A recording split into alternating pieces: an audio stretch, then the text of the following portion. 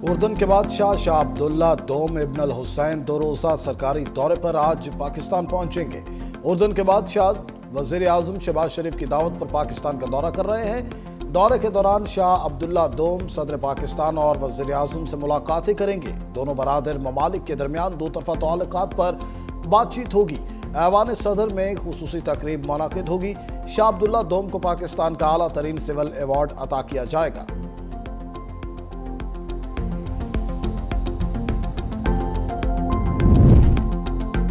مسلم league نون کے صدر سابق وزیر اعظم نواز شریف لندن جانے کے لیے جاتی عمرہ سے ایئرپورٹ روانہ۔ ذرائع کے مطابق نواز شریف لندن میں 2 ہفتے قیام کریں گے، جہاں وہ معمول کا طبی معائنہ بھی کروائیں گے۔ نواز شریف آج صبح جاتی عمرہ سے ایئرپورٹ کے لیے روانہ ہوئے۔ وزیر اعلیٰ پنجاب مریم نواز بھی لندن میں موجود ہیں۔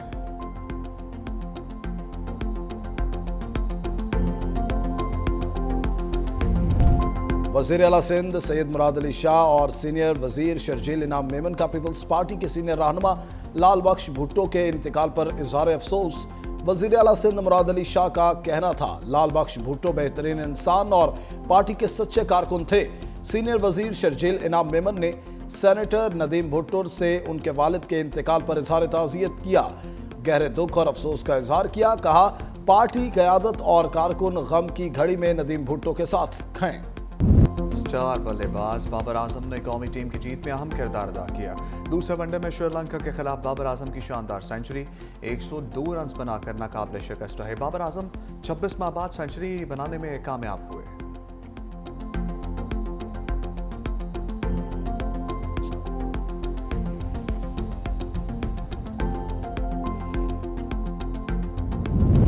بابر اعظم نے پاکستان کی جانب سے سب سے زیادہ ون ڈے سینچریز بنانے کا ریکارڈ برابر کر دیا۔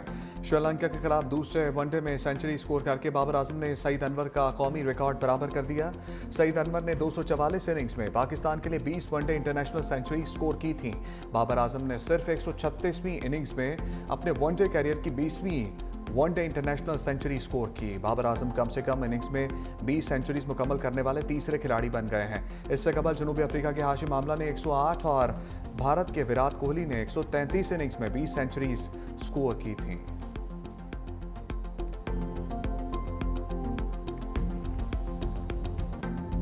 As Chief Justice of the Federal Constitutional Court of Pakistan, I will discharge my duties.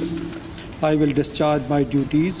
I will do right to all manner of people according to law, I will do right to all manner of people according to law, without fear or favor, affection or ill will. without fear or favor, affection or ill will.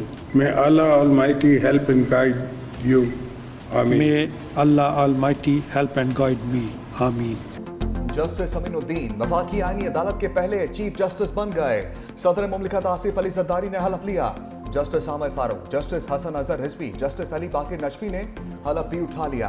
تقریب میں وزیر اعظم Shehbaz Sharif, field marshal Asim Munir, chairman joint chief of staff committee Sahir Shamshad Mirza, air chief, naval chief, chairman senate, speaker قومی assembly, chairman Peoples Party Bilawal Bhutto Zardari, خاتون اول آصفہ بھٹو، وفاقی وزراء کی شرکت۔ جسٹس امین الدین کی صدر اور وزیر اعظم سے آئینی عدالت کے ججز پر مشاورت۔ صدر مملکت نے وفاقی آئینی عدالت کے 6 ججز کا صدارتی آرڈر جاری کر دیا۔ Justice Aamer Farooq, justice Hasan Azhar Rizvi, justice کے آغا، جسٹس روزی خان، جسٹس علی باقر نجفی اور جسٹس ارشد حسین شاہ آئینی عدالت کا حصہ ہوں گے۔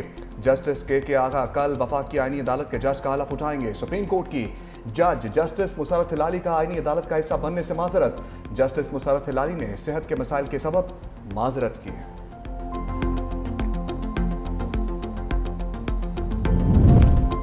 وفاقی شرعی عدالت نے وفاقی آئینی عدالت کو اپنی بلڈنگ دینے سے انکار کر دیا۔ چیف جسٹس وفاقی آئینی عدالت امین الدین خان اسلام آباد ہائی کورٹ کے روم نمبر 1 میں بیٹھیں گے۔ چیف جسٹس اسلام آباد ہائی کورٹ سرفراز ڈوگر کورٹ روم نمبر 2 میں منتقل ہو جائیں گے۔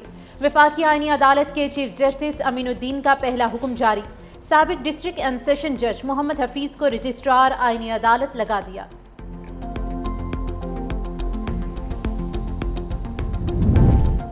صدر آصف علی زرداری نے سپریم کورٹ کے ججوں جسٹس منصور علی شاہ، جسٹس اطہر من اللہ کے استعفے منظور کر لیے۔ ساتھ ہی ججز نے جسٹس منصور اور جسٹس اطہر من اللہ کو استعفیٰ نہ دینے کا مشورہ دیا تھا۔ ساتھ ہی ججز آخری وقت تک دونوں کو مستعفی نہ ہونے پر قائل کرنے کی کوشش کرتے رہے۔ ساتھ ہی ججز کے اصرار کے باوجود دونوں ججز اپنے فیصلے پر قائم رہے۔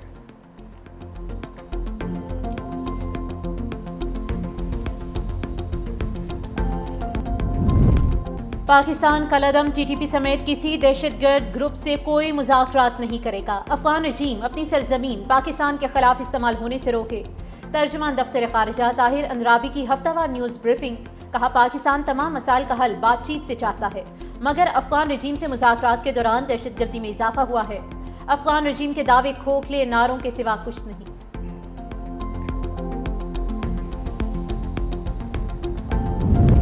اسلام آباد کچہری خودکش حملے کی تحقیقات میں بڑی پیش رفت۔ خودکش بمبار کی معاونت کرنے والے فتنہ الخوارج کے 4 دہشت گرد گرفتار۔ خودکش حملہ آور کے ہینڈلر ساجد اللہ عرف شینا نے دوران تفتیش بتایا فتنہ الخوارج کے کمانڈر سید الرحمان عرف داد اللہ نے ٹیلی گرام ایپ کے ذریعے رابطہ کر کے اسلام آباد میں خودکش حملہ کرنے کی ہدایت کی۔ داد اللہ نے ساجد اللہ عرف شینا کو خودکش بمبار عثمان عرف کاری کی تصاویر بھیجی۔ ساجد اللہ نے اکھنڈ بابا قبرستان پشاور سے خودکش جیکٹ حاصل کی اور خودکش بمبار عثمان عرف کاری کو خودکش جیکٹ پہنا کر اسلام آباد پہنچایا۔ واقعے میں ملوث پورا سیل پکڑا جا چکا۔ تحقیقات جاری ہیں، مزید انکشافات اور گرفتاریاں متوقع ہیں۔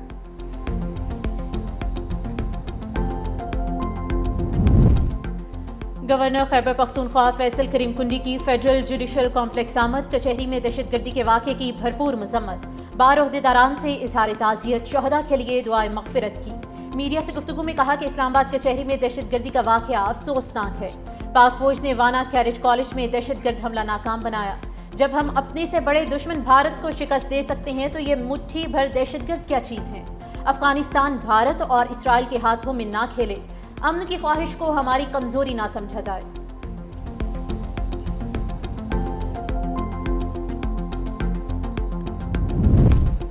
پشاور ہائی کورٹ نے سیاسی سرگرمیوں میں سرکاری وسائل کا استعمال روک دیا۔ پشاور ہائی کورٹ نے 4 صفحات پر مشتمل تحریری حکم نامہ جاری کر دیا۔ ریلیوں، جلسوں اور ملین مارچ میں سرکاری مشینری کے استعمال کے خلاف درخواست کی سماعت۔ عدالت نے کہا سیاسی سرگرمیوں میں سرکاری وسائل کا استعمال قومی خزانے کا ضیاع ہے۔ ریاست سرکاری اور سیاسی تقریبات میں تفریق کرے۔ سیاسی سرگرمیوں میں سرکاری وسائل کا استعمال اختیارات کے ناجائز استعمال کے زمرے میں آتا ہے۔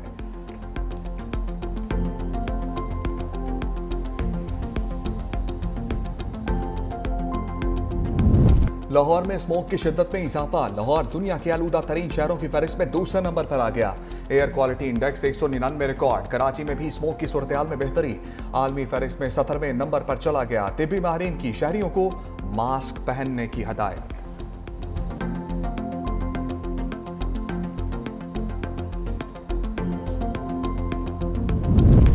اسرائیل کے غزہ سٹی بیت اللہ اور خان یونس میں فضائی حملے، توپ خانے میں شدید گولہ باری۔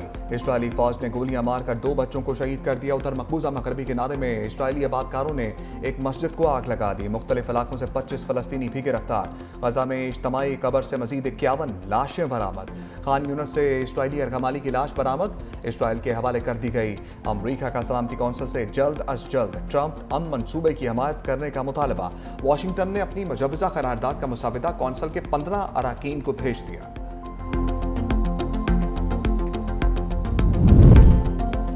غزہ میں طوفانی بارشوں اور سرد ہوا کے نئے سسٹم نے لاکھوں بے گھر فلسطینیوں کی مشکلات مزید بڑھا دی۔ پرانے اور خستہ حال خیموں کے گرنے، سیلاب آنے اور شدید ہواؤں سے نقصانات کے خطرات بڑھ گئے۔ سول ڈیفنس نے ساحلی علاقوں میں رہنے والوں کو خیمے مضبوطی سے باندھنے، ریت کی حفاظتی دیواریں بنانے اور خیموں کے درمیان نکاس کے راستے کھولنے اور تباہ شدہ عمارتوں سے دور رہنے کی ہدایات جاری کی ہیں۔